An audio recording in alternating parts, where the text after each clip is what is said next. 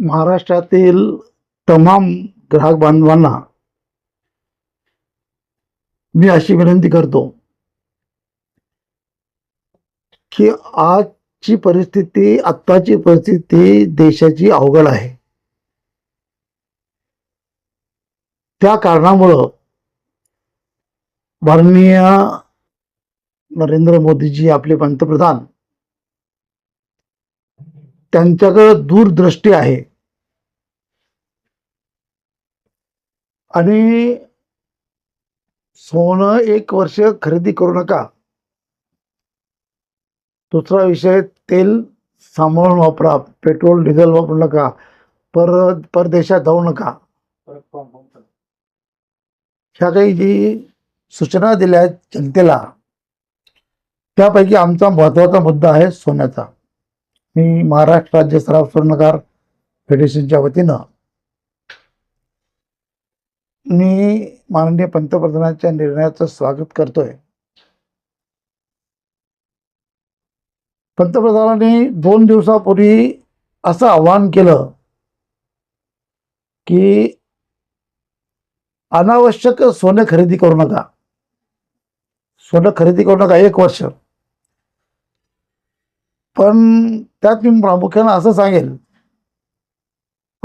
कालच ज्या सोन्याला, चांदीला 6% एक्साईज ड्युटी होती, ती 15% गेली.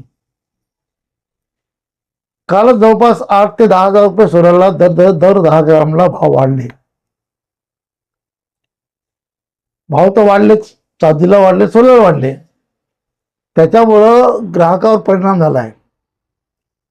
आज पूर्ण भारतामध्ये 1 कोटीच्या जवळपास कारागीर लोक आहेत.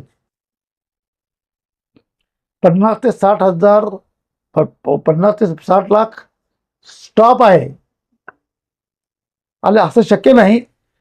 सोनं जे आवश्यक आहे, समजा एखाद्या घरी लग्न असेल, 10 ग्राम घेतो तो 3 ग्राम घेईल, पण तेवढं नियंत्रण होणं जरुरी आहे. पण एवढं नियंत्रण होणार नाही की घेऊच नका. आज 16 तारखेपासून अधिक मास हो, तर प्रत्येक महिलाला चांदीचे जोडे वाढवाच लागतात चांदीमध्ये. तर मी पंतप्रधान साहेबाच्या निर्णयाचं स्वागत करतो. पण असं शक्य नाही. आपण पाहत असाल, 5 वर्षापूर्वी सोन्याचा काय भाव होता, 2 वर्षापूर्वी काय झाला, आत्ता काय झाला. आणि असा एक माझा स्पष्ट अंदाज आहे, 2027ला 2.5 लाख रुपये भाव होऊ शकतो. तर जे आवश्यक आहे ते लोक सोडत नाहीत, पण अनावश्यक सोन्यामध्ये गुंतवणूक करू नयेत, त्याकरता हा शासनाचा निर्णय आहे, केंद्र शासनाचा निर्णय आहे. सोन्याच्या किमती वाढत आहेत, काय करायचं? हे युद्ध. आता पेट्रोल डिझेलचा भाव वाढण्याची शक्यता आहे, क्रूडचा भाव वाढण्याची शक्यता आहे. तेच हे जर थांबलं तर फार बरं होईल. तर त्यावेळेस शासनात, राज्यामध्ये स्थिरता राहील. आमची शासनाला एकच विनंती आहे की आज 3% GST लावला आहे. 1,60,000 सोन्याला 4,800 रुपये लागतात. सर्वप्रथम 1% GST करावं आणि 6% एक्साईज ड्युटी होती त्याप्रमाणेच करावं, जेणेकरून आमचा व्यवहार सुरळीत चालेल.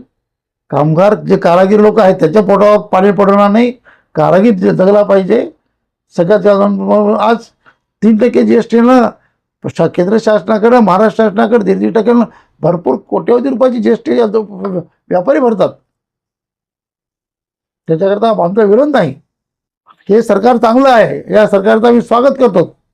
पण काहीतरी गोष्ट मुख्यमंत्र्याकडे दूरदृष्टी आहे म्हणून मुख्यमंत्र्यांना, पंतप्रधानांना निर्णय घेतला, त्याचा मी स्वागत करतो. आम्ही आंदोलन, मोर्चे बंद काहीच करणार नाहीत, असं माझं मत आहे.